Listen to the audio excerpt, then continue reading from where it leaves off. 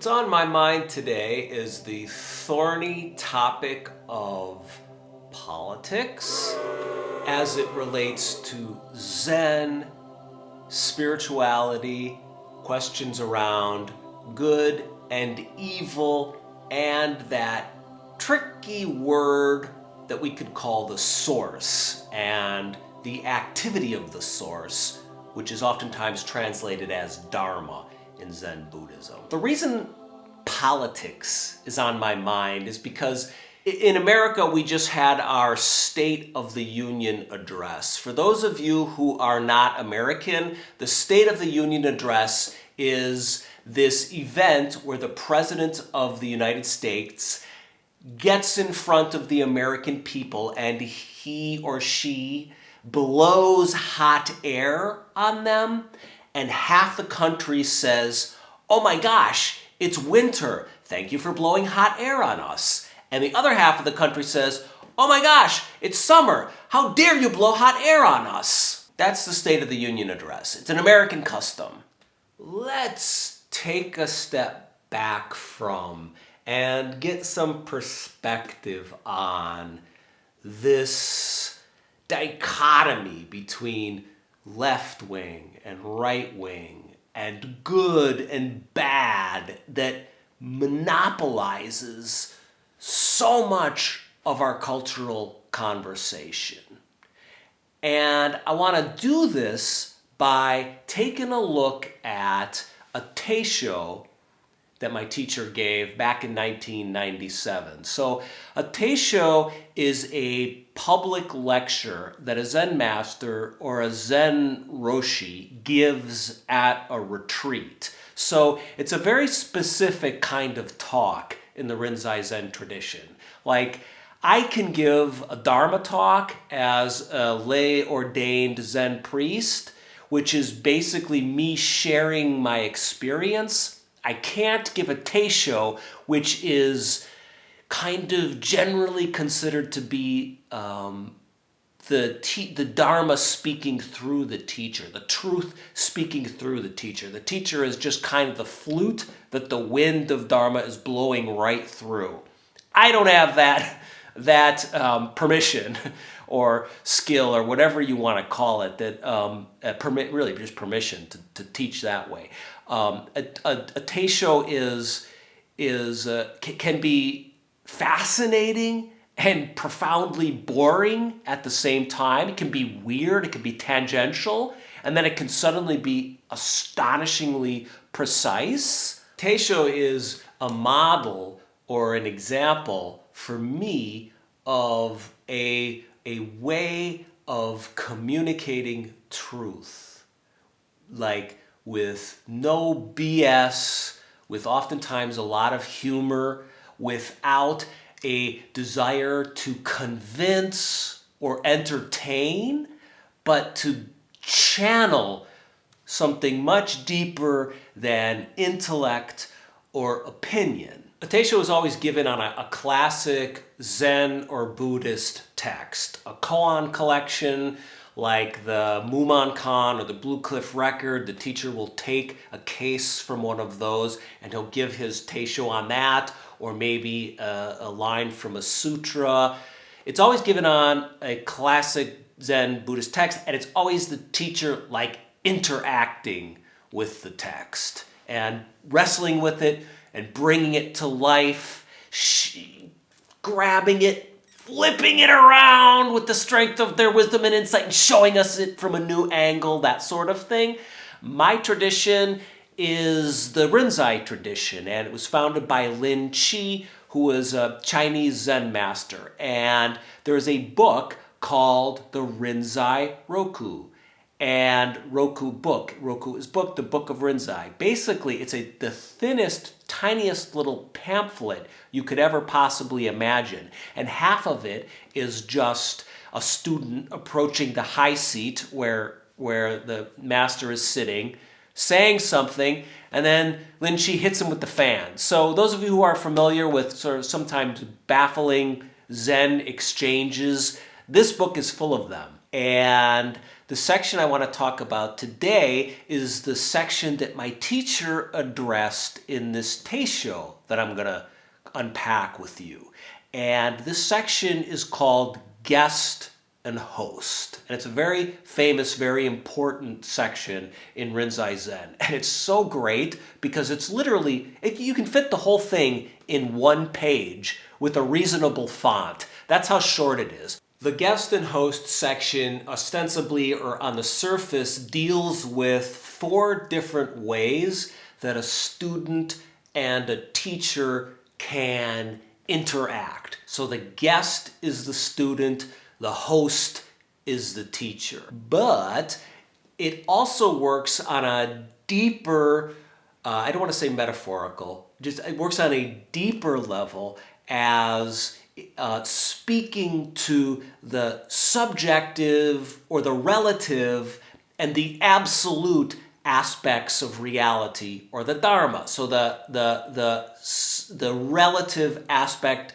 of our human condition and our lives would be the guest, and the absolute aspect of the dharma or our lives, reality, would be the host. So on a deeper level, this tiny little guest versus host section is offering teachings. My water's boiling.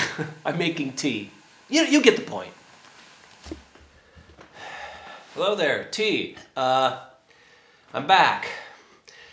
However, it's 24 hours later than when I left here to make tea yesterday. Here's what happened. I wound up shooting maybe an hour more of footage than from what you're watching right now. I really got into this topic and I got totally swallowed up by it. So this will happen sometimes when I'm making videos. I will just basically come to the end after 8 hours of editing and realize like I'm lost in the middle of a labyrinth and it's time to just scrap it and start over. And that's what I was going to do today. I was going to make a whole new video, and then I sat down here and I thought I want to make a failed video, and this is it. This is a failed video. Hi, it's me again, 3 hours later with another jar of tea.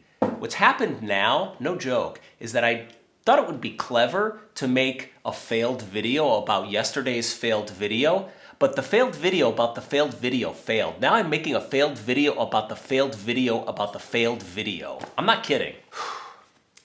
The problem, ultimately, is that it's really, really hard to put this stuff into words.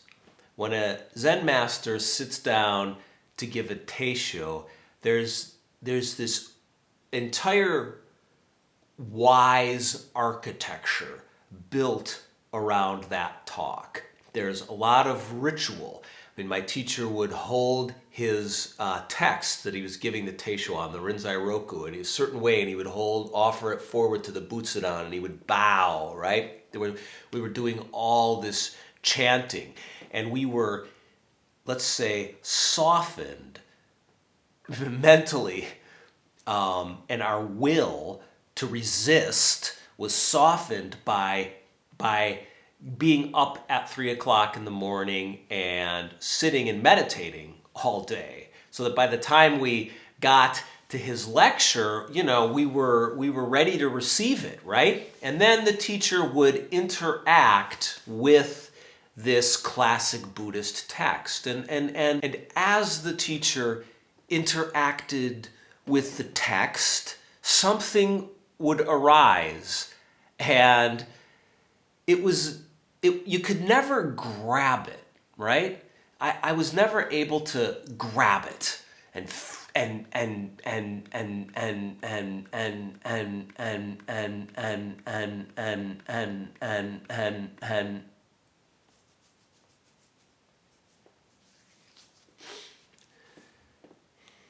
there's something elusive about the Dharma. A political speech is not elusive. It's not subtle.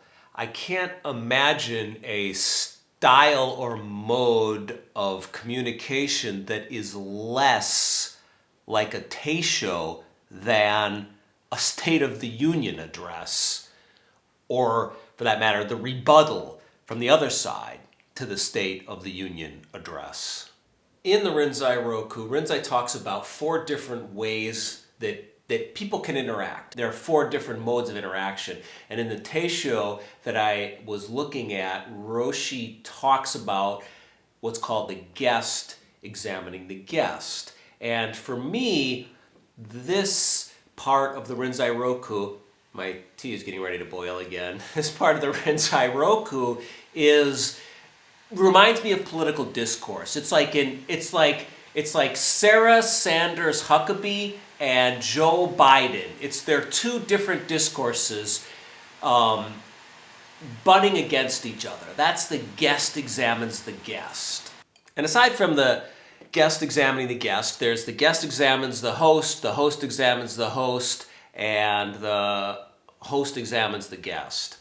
But the point is, both in Roshi's Teisho and the Rinzai Roku, all of these modes of discourse and the 2 halves of this discourse, they all arise from and have a foundation in silence or no self. And that no self or silence is fundamental, and it holds both halves, the guest and the host, or the absolute and the relative, or the this and the that, the me and the you, the right wing and the left wing. So what I was taught is that there's that shunyata, or emptiness. The rabbis would call it the G with a slash in the middle and the D.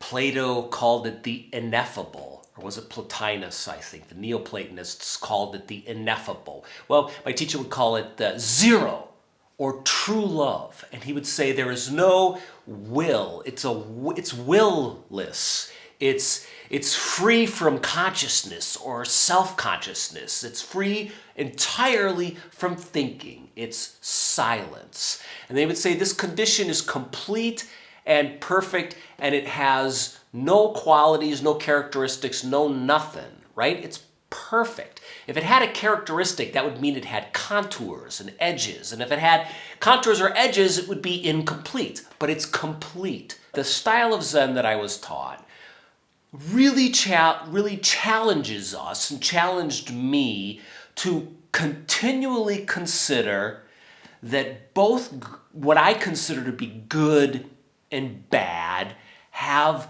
the same source, and to really be able to manifest the wisdom that understands this truth. So Sarah Sanders,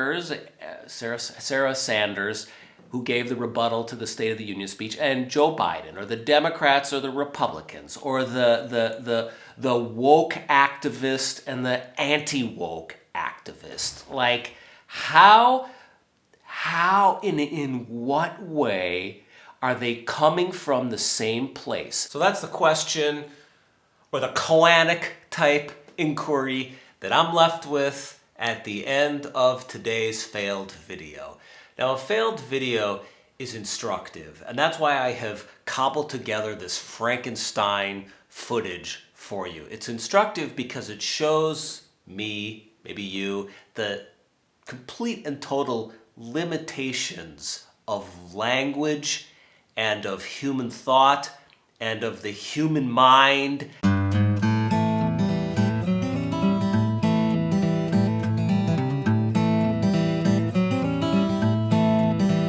Once people start talking, inevitably they start lying. So a lot of the times when I was hanging out with Roshi, we just sat there and drank our tea in silence.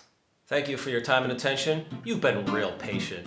If you'd like to support this channel, please hit the subscribe and the like button. In the video description below, you will find links to my Patreon page where you can join a community of interesting and intelligent and sincere practitioners who oftentimes leave lots of food for thought on my videos, and I appreciate that. Always gives me something to think about. You can support this channel there, and there's also some links in the video description below to my books. Words, words, words. Roshi had a saying, words are lies. And he also said, the second you open your mouth, you're wrong. So I'm going to shut my mouth now.